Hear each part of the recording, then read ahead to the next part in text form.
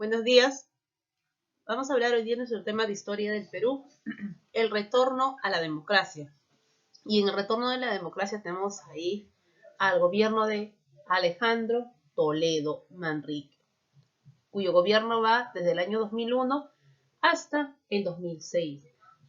Para ello, ¿te acuerdas lo que hicimos la clase pasada? ¿Quién fue el presidente transitorio que terminó de gobernar los años restantes de Alberto Fujimori? ¿Quién fue? Muy bien, Valentín Paniagua. Ya culminado el gobierno de Valentín Paniagua, el Perú nuevamente volvía, tras una década de dictadura del régimen democrático, se convoca elecciones presidenciales para el periodo 2001 al 2006, iniciándose así el siglo XXI con optimismo y gran confianza. Los principales candidatos eran en este caso el expresidente aprista, Alan García Pérez, y el economista Alejandro Toledo Manrique, líder del partido Perú Posible. Finalmente, en ya la segunda vuelta, el candidato Alejandro Toledo vence en las urnas a Alan García el 3 de junio del 2001. Y el país, como siempre, esperaba una esperanza de desarrollo con este primer gobierno. Pero bueno, vamos a conocer qué sucesos, qué escándalos se dan durante su gobierno.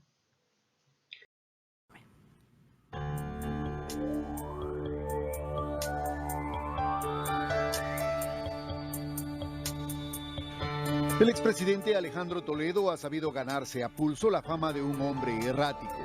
Toledo siempre habló y caminó esquivo a la verdad. Proclamado presidente en Machu Picchu a un elevadísimo costo, no bien entró a Palacio, se gastó 5 millones de soles de Petroperú decorando su suite presidencial. Ni profesor de Harvard ni economista. 16 años para obtener un doctorado en educación. Fábrica de firmas falsas, el desvío de $1 millón de Soros a la cuenta de su sobrino, denuncias por violencia familiar y la negación de su hija Saraí fueron la cadena de situaciones controversiales a la que ingresó faltando a la verdad. En 1998, Alejandro Toledo protagonizó un escándalo en el ya famoso Hostal Melody. Su francachela de 3 días salió a la luz cuando Elian Carp llamó a la policía para denunciar un secuestro. La policía encontró que no fue tal. En la campaña de la Marcha de los Cuatro Suyos contra la dictadura y la corrupción, Toledo obtuvo $1 millón donados por el magnate George Soros. Nunca se pudo conocer el balance final. Por ese entonces saltó en los medios que el aspirante a la presidencia tenía una hija negada y la siguió negando. Sería su entorno presidencial quienes la forzaron a admitirla. Entonces apareció en la televisión para decirle al país que había ganado una hija y le regaló un celular que nunca contestó. Ya de presidente, Toledo y su primera dama instauraron la hora cabana por sus reiterados retrasos en sus actividades. También instauró su descanso quincenal en Punta Sal, donde no estaban lejos reuniones bien rociadas de whisky y vino. Pero algo que probablemente le generó un verdadero dolor de cabeza fue en el 2013, cuando se hicieron públicas las millonarias compras inmobiliarias en nuestro país realizadas por su suegra Eva Fernenbusch. En un primer momento, el expresidente justificó las transacciones al asegurar que los más de $4,5 millones invertidos provenían de una indemnización recibida por la madre de Elian Carp como víctima del Holocausto. Esta versión fue rápidamente desmentida. Ante esto, el exmandatario ensayó una nueva línea de defensa y manifestó que la compra se había realizado con una herencia de su suegra al enviudar. Cuando este argumento falló, también afirmó que se trataba de un préstamo de su amigo Joseph Mayman a su suegra. Cuando esta mentira quedó al descubierto, el exmandatario cambió su versión por cuarta vez y manifestó que no se trataba de un préstamo, sino que la inversión inmobiliaria la había realizado Mayman a través de la señora Fernenbusch. Lo que finalmente se demostró fue que el dinero provenía de una sociedad costarricense llamada Ecoteva, que incluía entre sus accionistas a una empleada de limpieza y a un guardia de seguridad del estudio de abogados donde la empresa fue constituida. La situación de Toledo se complicó cuando el abogado encargado de establecer la sociedad indicó que había actuado por encargo expreso del expresidente. Por otro lado, su récord migratorio mostró que había estado en el país centroamericano en fechas cercanas a la constitución de la empresa. Peor aún, las declaraciones del corredor inmobiliario y de los propietarios de uno de los inmuebles evidenciaron que tanto Toledo como su esposa habían estado directamente involucrados en la compra de las propiedades. Así, las muchas versiones del exmandatario perdían asidero. Hoy, el exmandatario, quien llegó a Palacio de Gobierno como defensor de la democracia y la lucha contra la corrupción, se ve envuelto en los mismos delitos que tanto criticó. Las denuncias que hoy incriminan al expresidente Alejandro Toledo son por los 20 millones de dólares que habría recibido por coimas que la empresa Odebrecht le entregó a cambio de ganar la licitación de la Interoceánica Sur. Tenemos, por ejemplo, aquí, a través de un organizador visual, hemos tratado de dividir el aspecto político y el aspecto económico durante el gobierno de Toledo. Para ello, primero, ¿qué es lo que va a hacer Toledo iniciado su gobierno? A ver, Alejandro Toledo anuncia una amplia reforma de la institución, sobre todo castrense. Se va a dar la congelación pactada con los gobiernos del hemisferio de comercio de armas, el compromiso de institucionalizar la recientemente creada Comisión de la Verdad para establecer y reparar la violación de los derechos humanos cometidos al amparo de la guerra contra la sublevación, y sobre todo la convocatoria de una mesa internacional de donantes presididas por España para la obtención, en este caso, de 500 millones de dólares prioritariamente destinados a estos aspectos sociales. También se reiteró que el eje central de su gobierno iba a ser el combate contra el desempleo, la pobreza, la corrupción y el narcotráfico. En los dos últimos casos, a través de una nueva oficina directamente dependiente de la presidencia. Y subrayó sobre todo la necesidad de desarrollar la industria turística como una fuente de ingresos. Entonces, teniendo ahí las palabras del presidente cuando asume el cargo como tal, ¿cierto? Como jefe de gobierno, entonces vamos a mencionar cuáles son esas obras que va a realizar, esos aspectos sociales y económicos. En lo social, bueno, entre los aspectos positivos que podemos rescatar durante los primeros gobiernos, podemos señalar la obtención, en este caso, de 1.000 millones de dólares en la conferencia de donantes celebrados en septiembre en Madrid, y de los primeros pasos hacia la institucionalización de la Comisión de la Verdad sobre la violencia de los años de guerra sucia, que se va a dar en este caso en abril del 2002, inició en Ayacucho, ¿no? Sus principales audiencias, se puede indicar, audiencias públicas. Entonces aquí podemos rescatar eso como positivo, pero negativo creo que tenemos muchísimo. Por ejemplo, aquí en la parte superior tenemos el llamado escándalo. ¿Pero escándalo de qué, Miss? Pues el escándalo en los meses ya siguientes de su gobierno causaron particular irritación en la opinión pública, preocupada por la omnipresencia de la pobreza en la sociedad, las informaciones sobre los gastos suntuarios del Estado, los elevados, en este caso, emolumentos de los representantes públicos, incluidos el nuevo sueldo del presidente, que era de 18.000 dólares al mes, imagínate, y la participación de su familia, de su entorno familiar del presidente en los principales puestos del Estado. Además, salió también en los medios de comunicación que se realizó contrataciones como asesores, por ejemplo, a su sobrino Jorge Toledo por el gobierno y de su misma esposa por el banco privado Vice Sudamerís, el segundo del país, y también estaba ligado a los manejos financieros de Montesino. Ante esta polvadera levantada, Carr, que había mantenido en secreto esta actividad y proclamaba su dedicación exclusiva a tareas humanitarias propias de su condición de primera dama, hubo de renunciar a su salario mensual de 10.000 dólares, debido a esos escándalos, pues. Luego tenemos la siguiente, la llegada de George Bush, ¿no? Ahí tenemos la imagen, por ejemplo. Otro desagradable sobresalto para el presidente constituyó el atentado contra, en este caso, el atentado con 2 cochebombas en las cercanías de la Embajada de los Estados Unidos en Lima. Esto se va a dar el 21 de marzo de 2002. en vísperas de la llegada del presidente George W. Bush, que mató a 9 personas y que se atribuyó a elementos reorganizados de la guerrilla del Sendero Luminoso. El sangriento episodio fortaleció aún más el compromiso adquirido el día 23 por Toledo y Bush. En la primera visita, era en este caso la primera visita, que se puede decir, que un mandatario estadounidense llega al Perú, que incorporó al país andino también en la estrategia global de las potencias norteamericanas contra el terrorismo, y que esta región tenía el ojo puesto en las actividades de las guerrillas colombianas. A cambio, a cambio, Toledo recibió de Washington un fuerte, respaldo diplomático y un compromiso en aumentar en el 2003 la ayuda de 150 millones de dólares para el año en curso, que a su vez era el doble de lo que se había concebido en el año 2001. Luego tenemos el caso Egasa o Gesur. ¿Y Gesur? ¿Qué quiere decir este caso Egasa? Pues aquí el frente de descontento que más contribuyó a la imagen de un presidente en la cuerda floja del año 2002 ya, se dio el motivo del apresurado y no suficientemente explicado proceso de privatización de las empresas eléctricas. ¿Qué empresas? Egasa y Egesur, violando una promesa electoral hecha a los ciudadanos de Arequipa.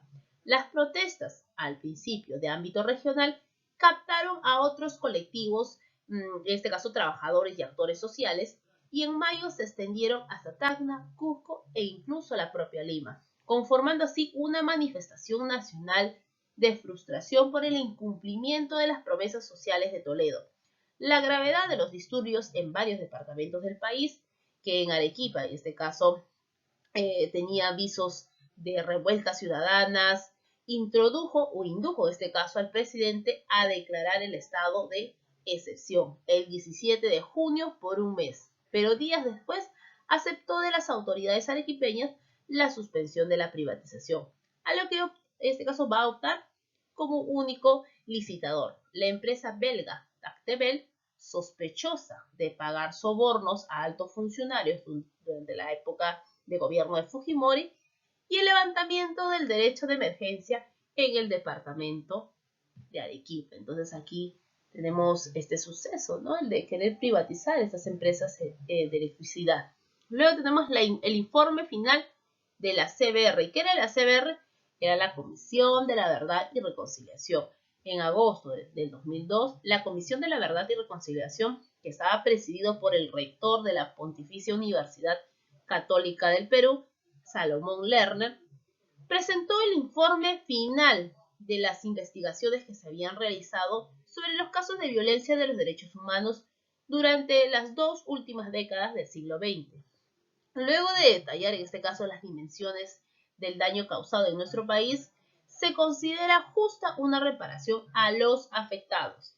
Al respecto, la Comisión de la Verdad entiende que la reconciliación debe ocurrir a nivel personal y también a nivel familiar, en el que las organizaciones de la sociedad y el replanteamiento de las relaciones entre el Estado y la sociedad es en conjunto.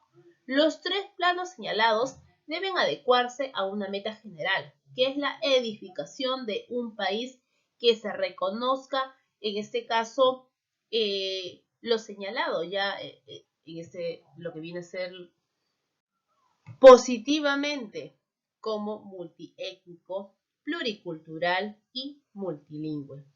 Tal reconocimiento es la base para la superación de las prácticas de discriminación que subyacen en múltiples partes o historias de nuestro Perú.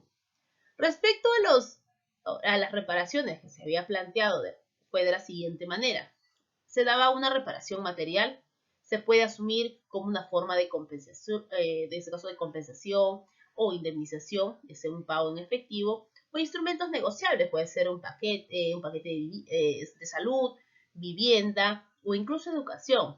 Se va a dar una reparación simbólica que puede en este caso incluir disculpas oficiales o pedidos de perdón, tumbas para esas víctimas, cambio de nombre de los lugares públicos, monumentos e incluso fechas conmemorativas. También se da una reparación individual que estaba orientado a reparar en este caso a las víctimas y a sus familiares que sufrieron violencia, en este caso de sus derechos humanos.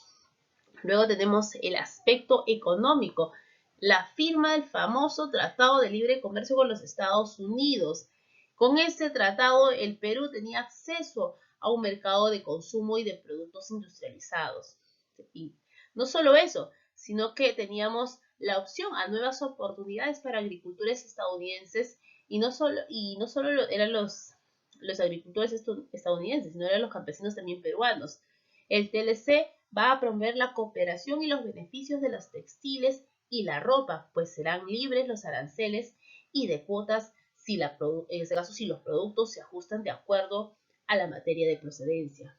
Se va a dar incluso una fuente de protección para los inversionistas extranjeros, un mayor acceso al sector de servicio, mayor protección de los derechos de propiedad intelectual y sobre todo inicio de la era digital, ¿no? Pues ya Perú y Estados Unidos se comprometen en avanzar en el comercio por Internet, con el compromiso de dar un tratamiento no discriminatorio a los productos digitales.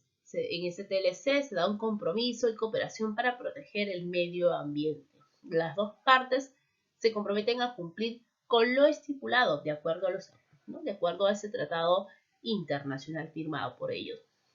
Se da un mercado de telecomunicaciones abierta y también competitiva. Se garantiza acá un uso razonable y no discriminado de las redes de telecomunicación.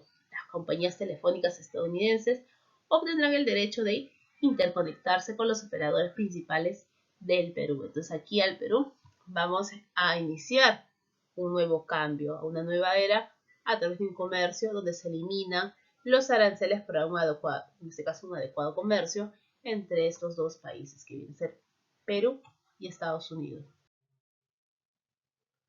Luego tenemos el aspecto internacional.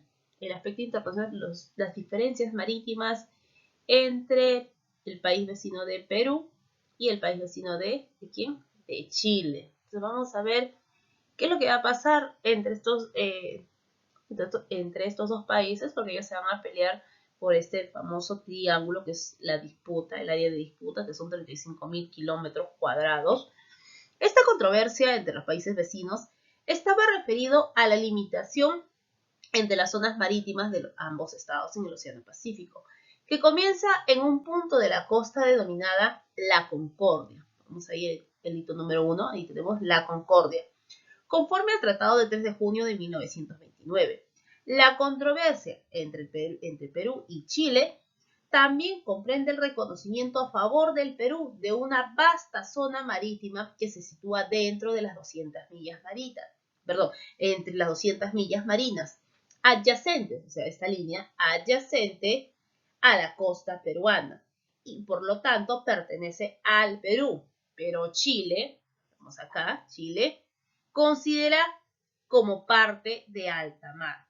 Entonces, estas zonas marítimas entre Perú y Chile nunca habían sido delimitadas ni por un acuerdo ni por alguna otra forma. El Perú, consiguientemente, sostiene que la delimitación debería estar determinado o, en este caso, el último, es decir, los resultados, quién de los dos está correcto en cuanto a la delimitación, porque para el Perú debería ser de la forma que estamos indicando aquí, de manera equidistante, y para Chile de manera perpendicular. Entonces es bastante la diferencia de este caso de territorios. ¿Quién de los dos está en lo correcto? Entonces aquí ambos países piden a la Corte, en este caso a la Corte Internacional de La Haya, para que ella pueda determinar un fallo entre estos dos países. ¿Quién de los dos, de acuerdo a lo indicado, está en lo correcto? Pues, ¿no? Sin embargo, tenemos aquí a Chile, sostiene que ambos estados han acordado una delimitación marítima que comienza en la costa continua a lo largo, en este caso, del paralelo de latitud. Aún más, Chile se ha rehusado reconocer los derechos soberanos del Perú sobre el área marítima situada, en este caso, en las 200 millas marítimas desde las costas y que se encuentran fuera de la zona económica exclusivamente y de la plataforma continental de Chile. Desde los años 80, incluso el Perú ha intentado considerablemente, se podría decir, negociar las diversas cuestiones incluidas en estas dos controversias, pero ha encontrado la constante negativa chilena a entrar a negociaciones. Entonces, debido a que Chile no quiere negociar con el Perú, entonces ambos países vamos a pedir, en este caso, a demandar a la Corte o pedir una demanda de parte de la Corte de La Haya para que pueda indicar el fallo quién de los dos países está en lo correcto. Entonces aquí se da esa diferencia marítima en el gobierno de ¿quién? De Toledo. No olvidar que durante el gobierno de Toledo también se dan otras obras, porque no todo es escándalo, no todo es el llamado la suite presidencial, los gastos ostentosos por parte del presidente, por parte de la primera dama y de su entorno, el contrato excesivo de todo el entorno familiar en los principales puestos en el Estado. También realizó algunas obras, como viene a ser el penal de Piedras Gordas, se visita también la República Popular China, se da en este caso, se compra la fragata Lupo, se da el famoso programa que en la actualidad también está vigente, el programa Mi Vivienda, y los acuerdos, en este caso, nacionales, para, en este caso, mejora de nuestro país. Entonces, eso viene a ser alguna también, pues, se puede decir algunas obras muy cortas, positivas, durante el gobierno de Alejandro Toledo. Ok, jóvenes, entonces damos por concluida nuestra clase. No te olvides de estudiar y repasar y también he adjuntado un video para que ustedes puedan conocer más acerca del escandaloso gobierno de quién, de Alejandro Toledo. Nos vemos en la tarde, cuídense mucho.